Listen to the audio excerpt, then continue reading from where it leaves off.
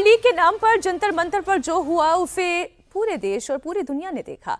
प्रदर्शनकारियों ने प्रधानमंत्री मोदी को गाली दी, प्रधानमंत्री के मां के नाम पर भी गाली दी गई। अब जब प्रोटेस्ट खत्म हो गया है और वीडियो सामने आने लगे हैं तो पूरा देश शॉक्ड भी है। इसकी वजह से जिनसी की भाषा, जिस तरीके के शब्दों का इस्तेमाल हुआ, गालियां दी गई, समाज में आक्रोश भी पैदा हुआ। हर कोई सोचने लगा कि आखिर हमारे बच्चे ऐसे कैसे हो सकते हैं, हमारी बेटियां ऐसी गालियां कैसी दे सकती हैं। कुछ के खिलाफ तो एफआईआर तक दर्ज करा दिए गए।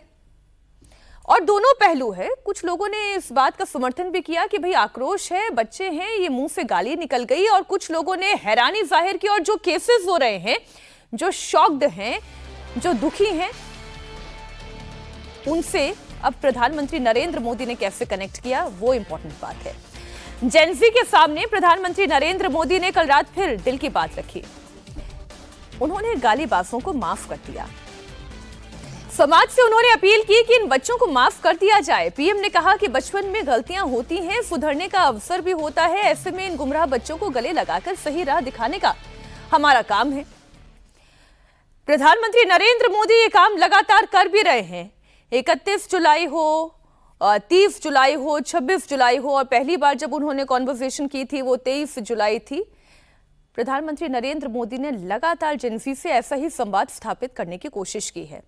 पहले मामला पेपर लीक से जुड़ा हुआ था, अब मामला गाली से जुड़ा हुआ है। प्रधानमंत्री नरेंद्र मोदी ने क्या कहा वो सुनना इंपॉर्टेंट है। आप सुने। मेरी स्वर्गीय माता को भी गालियां दी गई, न जाने। हाय फ्रेंड्स, आज तो मन करता है बस आपसे ही बातें करूं। जंतर मंतर पर जो कुछ भी हुआ देश और दुनिया ने देखा है। कुछ शरारती बच्चों ने भद्दी भद्दी गालियां बोली। किसी भी सभ्य समाज को शोभा न दे ऐसे शब्दों का प्रयोग किया गया। मुझे तो गालियां दी गई, मेरी स्वर्गीय माता को भी गालियां दी गई। न जाने कितना भद्दा स्वरूप था।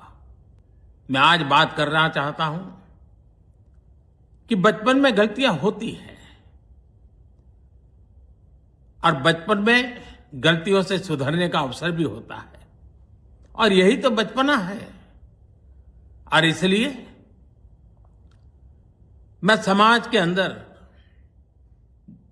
जो आक्रोश है उसको भली भांति समझ सकता हूं। एक कल्चरल शॉक है कि हमारी बेटियां इस प्रकार की भाषा कैसे बोल सकती हैं। समय है इन बच्चों को गले लगा करके राह दिखाने का। ये गुमराह बच्चे हैं, उनको राह दिखाना हमारा काम है।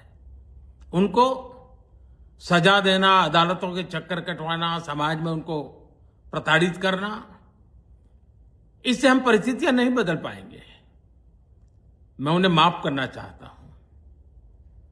समाज भी मेरी इस बात को स्वीकार करे, क्योंकि मेरे मन में एक ही भाव है।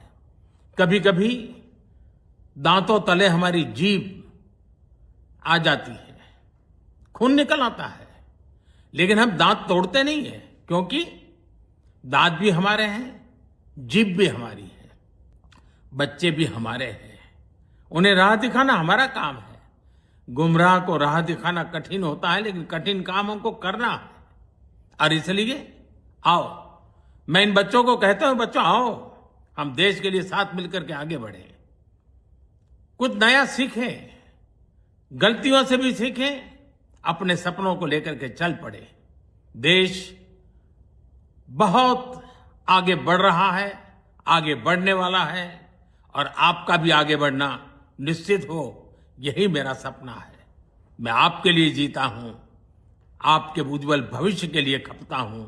आओ हम मिलकर के देश को आगे बढ़ाएं। बहुत बहुत धन्यवाद दोस्तों। बस आओ, गलतियों से सीखो, आगे बढ़ो।